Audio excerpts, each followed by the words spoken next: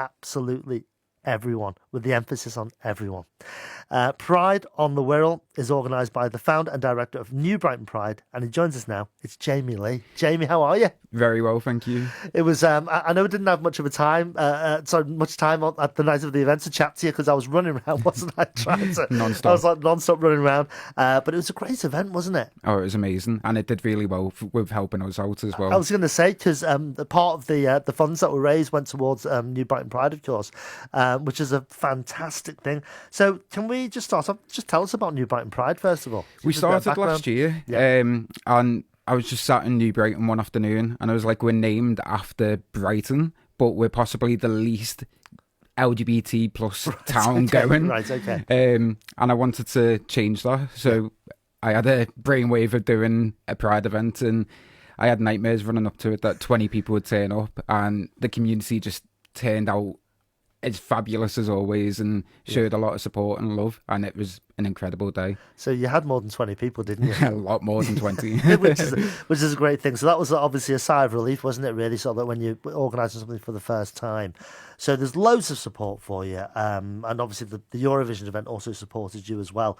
But the event that you're planning sounds absolutely fantastic. It's happening in August, correct me if I'm wrong, is that right? The 12th of August, yeah. Right, so 12th of August. It's in the Floral Pavilion, and just tell us about what we can expect. So it's quite a similar layout to last year, but a lot bigger. Okay. We've got the inside of the Floral Pavilion that's going to be like a market, including services like support services like Sahir House and such, right, who do such amazing work for our community. Outside is where a lot of the fun's going to be happening with the entertainment. There'll be a stage set up with dancers, singers, drag artists, literally everything going on. We've got an amazing DJ. And the incredible thing is they've all given up their time for free to come and help us out. It's mostly local acts as well. Great, and that's what we want. Well, everybody to promote local acts, obviously, and then this is great because it's about. We had Taylor Williams on before, and we were talking about promoting equality and inclusion, and raising awareness as well, which is an important thing. And what I like about your event is I've seen the poster, and people will be able to look on social media on your poster. Is that it is for everyone. It's not just about LGBTQ community, it's for everyone. And the fact that you've got local bands and local entertainers and local stalls in there, so much the better. So why did you decide to do this type of event? Yeah, you've done this sort of like the Pride events, or we've seen Pride events in the past, but why do it in this format? Where did the idea come from? I've been to Pride events all over the country, sure, and they're incredible. It's such a special feeling going to these events, but having somewhere where local people can express themselves, be themselves, and just enjoy the day without worrying about what's going on. It's an incredible feeling. I cried last year. It takes a lot for me to cry, but I cried. Just seeing people being happy with who they are, who they're with, and loving life. The special part of it wasn't just young people. It was everything from little kids right up to grannies and grandpas there. Lovely. It was a full variety of people. It was beautiful. That must be good to see, because you may expect that, I suppose, wouldn't you? That it's going to be people of a certain age, between a certain age bracket almost, that are going to be there.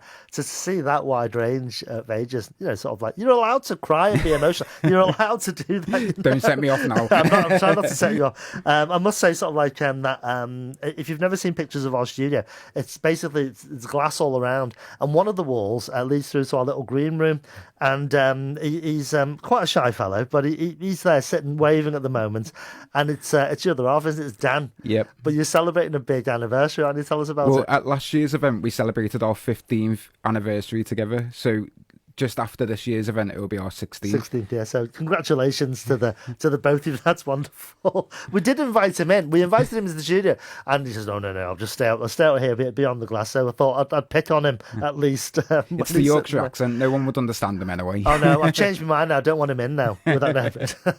So that's great. So remind us of the date, the day, what time it starts, how we get tickets, how's it all going to work? Right. So it's on the 12th of August. The muster, which is essentially the start at the opening of the event, starts at 10 o'clock. Right, all right. With speeches, hopefully from a couple of well-known faces. Then from 10:30 is when the music and the acts start, and it goes on till 6 o'clock this year. which is like we've added about an hour and a half, maybe Great. close to 2 hours to what we had last year. It's a completely free event. You don't need tickets, just turn up. Oh, right. Okay, so there's pop-in events as well. That's what we want to keep it as, a free event, Right. so it's accessible to everyone. So what was that date again? The 12th of August. And what day is that? It's a Saturday. Saturday. So that people are going to be off work, you'll be milling around. So if you're in New Brighton on that day, it's the Floral Pavilion. It's right there.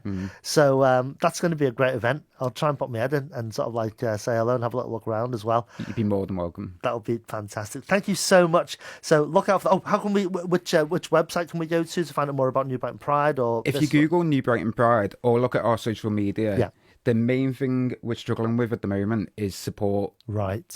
Even donations, because we are a non-for-profit. None of us take a wage from all the time we put in. So any support with donations is appreciated. All the information's on our social media. Also, with the market being 5 times bigger this year, there's still spaces for stores if people want them. Okay. And we keep it as affordable as possible for local traders to use, rather than outcosting them. Fantastic. It sounds great. Best of luck with it.